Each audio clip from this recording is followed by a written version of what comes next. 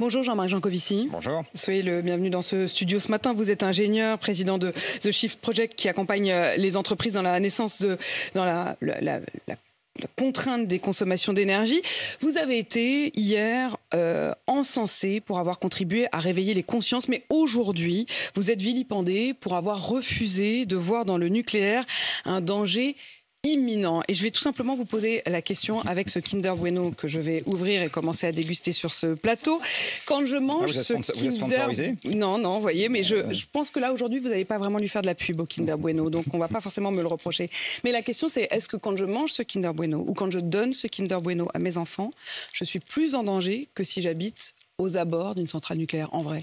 Alors la formule à laquelle vous faites allusion est une formule que j'ai employée parce que vous savez que dans le genre d'exercice que vous proposez, de temps en temps, il faut trouver des moyens très brefs en temps, parce qu'on n'a pas beaucoup de temps, pour essayer d'illustrer quelque chose.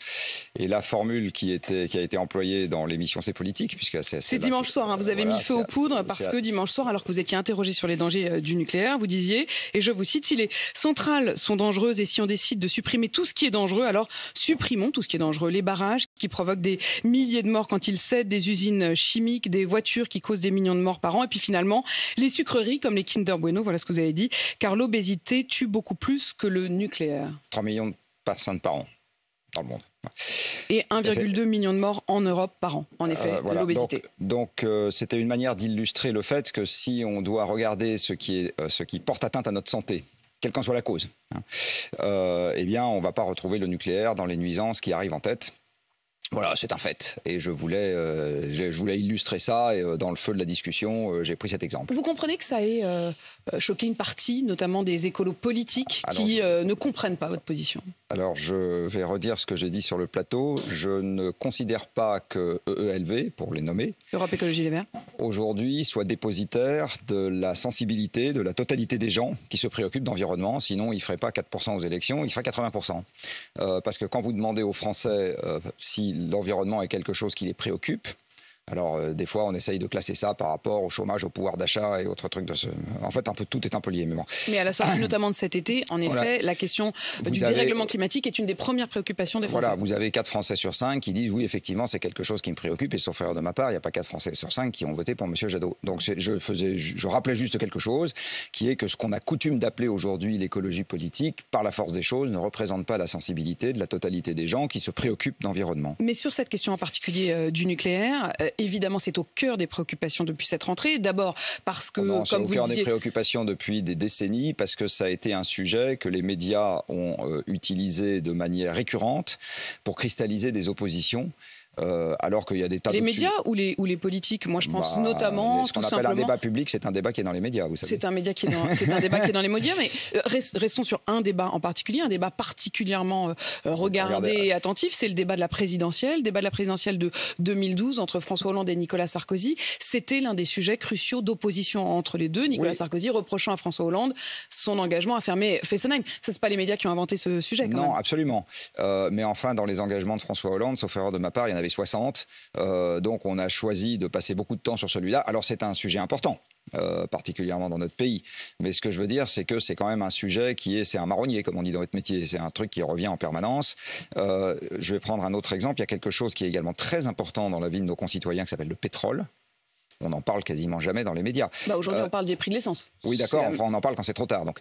Mais ça fait maintenant, depuis que je m'intéresse au sujet de l'énergie, c'est-à-dire une vingtaine d'années, je sais qu'il va y avoir un sujet climat ou pas climat sur la quantité de pétrole dont on peut disposer dans le monde occidental à partir des années 2005, en gros, c'est ce qui s'est passé, et dans le monde dans son ensemble aux alentours des années 2020.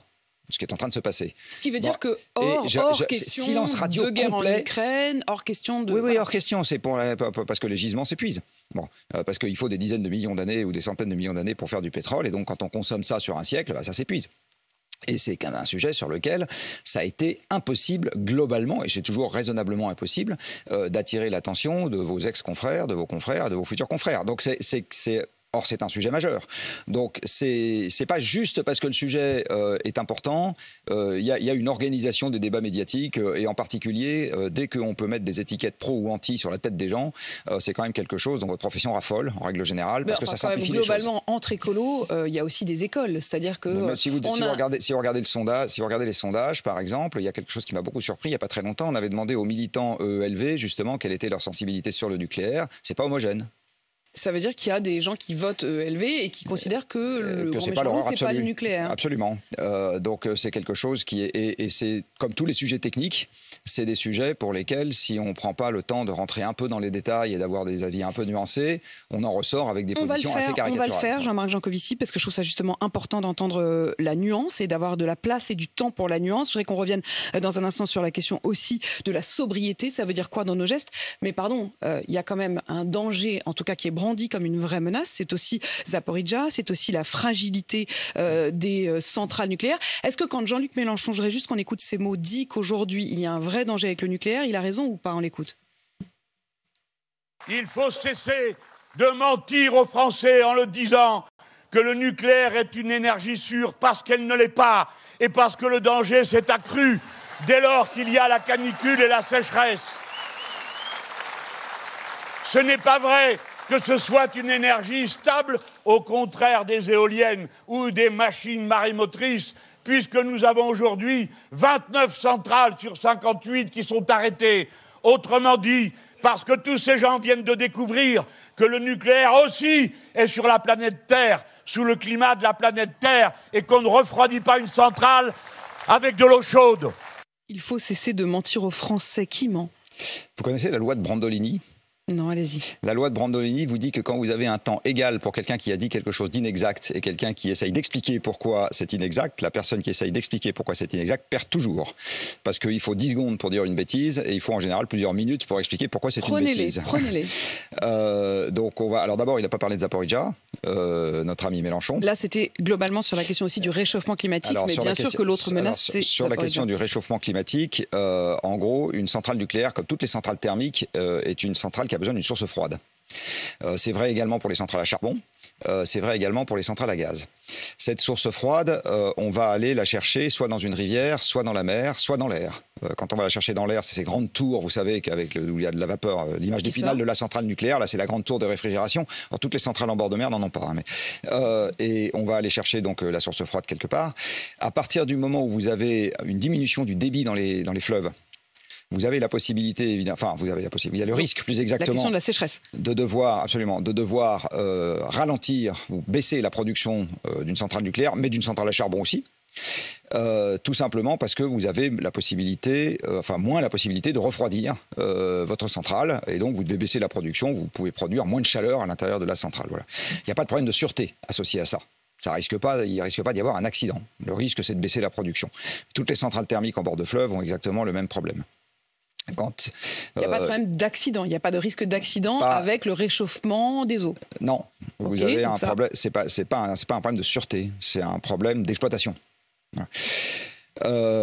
Après, quand Mélenchon dit que le nucléaire n'est pas sûr, il contredit des études qui sont publiées par les médecins eux-mêmes, disant que quand on compare les inconvénients de toutes les formes de production électrique, eh bien, le nucléaire s'avère être la plus sûre d'entre elles, accident compris. Voilà, donc il faut aller voir ce que racontent les médecins, et j'ai plutôt envie de faire confiance aux études qui sont publiées dans les revues médicales à comité de lecture qu'à M. Mélenchon quand il s'agit d'avoir un avis là-dessus. Tout à l'heure, à 15h30, Elisabeth Borne va annoncer son plan de sobriété. C'est un mot que vous utilisez depuis longtemps, le mot de sobriété. Jean-Marc Jancovici, est-ce que, comme a laissé entendre pour l'instant Emmanuel Macron, laisser le chauffage à 19 et baisser la clim, c'est ça la sobriété? Alors pour faire le lien entre les deux questions, je vais préciser une chose importante. C'est pas parce que je considère qu'il y a des affirmations sur la dangerosité du nucléaire qui sont infondées que je mets dans le nucléaire la totalité des marges de manœuvre qui sont à notre disposition pour faire face soit aux questions de pénurie d'énergie fossile, soit aux questions de réchauffement climatique. Je ne l'ai jamais dit et je ne le dirai jamais. Donc il suffit de lire ce que j'écris pour comprendre que je dis deux choses. Je dis, le nucléaire n'est pas l'horreur en ce qui concerne la sûreté, c'est pas le truc qui va tuer tout le monde, mais pour autant, il suffit pas de compter sur le nucléaire pour se débarrasser de tous les problèmes que nous avons devant nous. Et en particulier, la première marge de manœuvre qu'il va falloir mettre en œuvre en ce qui concerne le défi énergétique et climatique, c'est effectivement ce qu'on appelle la sobriété. Alors la sobriété, c'est quoi? C'est délibérément et de façon organisée baisser la quantité d'énergie qu'on utilise. Alors baisser l'énergie, ça veut dire baisser le parc de machines qu'on utilise, hein, parce qu'en fait l'énergie, c'est pas vous qui buvez le pétrole et vous mettez pas vos doigts dans la prise. Enfin, je vous le déconseille. Donc ça veut dire utiliser moins, renoncer. Ça veut dire renoncer. Ça veut dire baisser les flux physiques qui sont à notre disposition. Donc ça veut dire avoir des voitures qui se déplacent, qui sont plus petites, qui sont moins nombreuses et qui ne sont pas motorisées de la même manière. Faire moins de trajets. Donc en avoir moins. Pas nécessairement faire moins de trajets, mais les faire moins longs. Et avec des modes moins mécanisés, on va dire. Ça veut dire que la quantité d'objets qu'on peut s'acheter va baisser, ça veut dire, etc. C'est ce genre de choses, c'est ça que ça veut dire, hein, la sobriété. Et il faut l'organiser de telle sorte qu'on ne soit pas trop malheureux dans ce genre d'évolution globale. Voilà ce que c'est dans mon esprit. Donc, je reviens à ma question. Quand Emmanuel Macron dit « nous allons devoir faire face à la sobriété » et, dans la même phrase, dit qu'il faut laisser le chauffage à 19 et baisser la clim, est-ce que ça suffit ? Non, ça suffira pas. En fait, l'énergie abondante est ce qui a fait la croissance économique des 2 derniers siècles, l'industrialisation, la mondialisation, l'urbanisation, l'augmentation du temps libre, le fait qu'on ait des études longues et des retraites, les 35 heures, les 6 semaines de congés payés, la tertiarisation des emplois. Eh oui, ça fait beaucoup. D'où j'en reviens à ce que je disais tout à l'heure sur le fait que votre profession a eu un peu de mal à comprendre tout ça. Il y a toujours un peu de mal à comprendre tout ça. Vous aimez bien quand même trouver des coupables. Hein. J'aime pas trouver des coupables. Vous êtes là, vous avez 20 minutes pour vous exprimer. J'aime bien trouver celle qui vous est souvent donné la parole. Souvent, 2 fois. Mais dans cette émission où vous avez eu du temps. Soyons précis. Donc, je ne suis pas en train de vous faire un reproche à vous en particulier. Je suis en train d'essayer d'expliquer pourquoi il y a des gens qui aujourd'hui sont surpris en disant « Ah, on a tous ces problèmes-là sur les bras, on n'en avait pas conscience. » Je suis juste en train d'identifier la cause. La cause, c'est qu'on n'entend pas souvent parler. Donc, je reviens à ce que je dis. Mais c'est normal, c'est difficile à raccrocher à l'actualité, sauf quand les prix s'envolent ou qu'il y a une guerre quelque part. Les Français eux-mêmes ne sentaient pas de manière palpable cette limite que l'on découvre aujourd'hui, la question de la pénurie, la question de la limite, la question de la menace du blackout. Oui, je suis d'accord. Il y a une autre raison, c'est que le monde économique ne fait pas le lien. C'est-à-dire que le monde économique considère que toute l'information est dans les prix et que s'il n'y a pas de problème avec les prix, il n'y aura pas de problème sur la disponibilité physique à l'avenir. Malheureusement, c'est pas vrai. Donc, pour en revenir à la question de la sobriété, ça va donc porter sur tous les sujets que j'évoque là. Quand on commence à rentrer dans l'organisation de la sobriété, on doit également rentrer dans l'aménagement du territoire, la façon dont les gens se déplacent, l'espace habitable, les métiers qu'on va faire, la longueur de nos études, la nature de nos études, etc. On va rentrer dans tout ça. Ça veut dire rationner. Ça veut dire décider de ce qu'on a le droit de faire ou de ne pas faire. Ça veut dire imposer des limites. C'est déjà le cas. Vous êtes rationné au nombre de meurtres, par exemple. Le nombre de meurtres auxquels vous avez droit est exactement égal à 0. Voilà. Donc, le rationnement est déjà quelque chose qui existe dans l'organisation de la société. Il y a des choses auxquelles... Pour vous, c'est aussi important ? Je veux dire, pardon, mais encore une fois, vous avez parlé du Kinder Bueno au début. Je préfère juste qu'on soit très précis. Pour vous, le fait de laisser les Français consommer largement et librement des matières qui peuvent abîmer à terme la planète, est-ce que pour vous, c'est une forme de crime ? Alors, ce n'est pas une forme de crime, mais c'est un arbitrage. C'est-à-dire que c'est un arbitrage au profit du présent et au détriment de l'avenir. Donc c'est un arbitrage, je vais le dire autrement, qui profite aux boomers et aux vieux et au détriment des jeunes. Oui, donc je suis capable de m'incriminer aussi puisque je fais partie de la première catégorie. Et Jean-Marc Jancovici, ça veut dire qu'aujourd'hui, si vous étiez aux manettes, vous diriez il faut rationner l'électricité, il faut dire par habitant, il y aura tant. Il y a deux manières de mettre en place des limites. Il y a toujours eu historiquement deux. Il y a par les quantités et par les prix. Donc une manière de rationner l'énergie entre guillemets, c'est-à-dire de limiter la consommation d'énergie et par exemple de monter son prix délibérément, c'est tout le débat sur la fiscalité de l'énergie. Et puis vous avez une deuxième manière qui est de limiter les quantités. Alors par exemple sur les kilomètres-heure auxquels vous avez droit quand vous êtes en voiture, on limite par les quantités. On ne dit pas plus vous payez cher, plus vous avez le droit de rouler vite. On dit il y a une limite à ne pas dépasser, 80 ou 90 sur route, 130 sur autoroute. Au lieu de dire il faut laisser le chauffage à 19 et baisser la clim, vous estimez qu'Emmanuel Macron aurait dû dire écoutez, on va pendant un temps, on va carrément limiter la vitesse. Alors oui, moi je suis favorable par exemple à ce qu'on baisse la vitesse limite sur autoroute. Ça fait partie des mesures qu'on devrait prendre. Mais par exemple, si on passe tous à l'électrique. Si on passe tous, je repose quand même la même question. Sauf que c'est un si qui n'arrivera pas demain matin et je ne sais même pas s'il arrivera un jour. Vous avez aujourd'hui 40 millions de véhicules particuliers en France. Vous avez 1,2 milliard de voitures dans le monde. Les constructeurs sont mondiaux, donc ils ne vont pas passer à l'électrique juste pour la France. Et quand vous regardez la quantité de matériaux qu'il faudrait pour avoir un parc électrique de voitures dans le monde, avec toujours des voitures d'une tonne ou d'une tonne et demie qui rouleraient à l'électricité, quand vous regardez la quantité de matériaux pour faire les batteries... C'est pas forcément la solution, au fond. C'est juste qu'on ne va pas y arriver. C'est-à-dire qu'il y a des limites physiques aussi sur la quantité de métal disponible sur Terre, sur la vitesse à laquelle on peut ouvrir les mines, sur la vitesse à laquelle on peut monter des usines. Donc il faut vite inventer quelque chose d'autre, parce qu'on interdit les voitures thermiques, et en même temps, vous nous dites qu'on n'est pas du tout prêt pour la voiture électrique. Il y a une très bonne voiture électrique qui s'appelle la voiture électrique partagée, ou qui s'appelle le vélo électrique. Donc c'est ce que je disais tout à l'heure. On ne va pas garder 40 millions de véhicules particuliers pesant 1 tonne ou 2 tonnes dans un monde sobre. Il faut se limiter. Donc ça, on va devoir s'organiser avec moins. Est-ce que ça sera un drame? Pas nécessairement.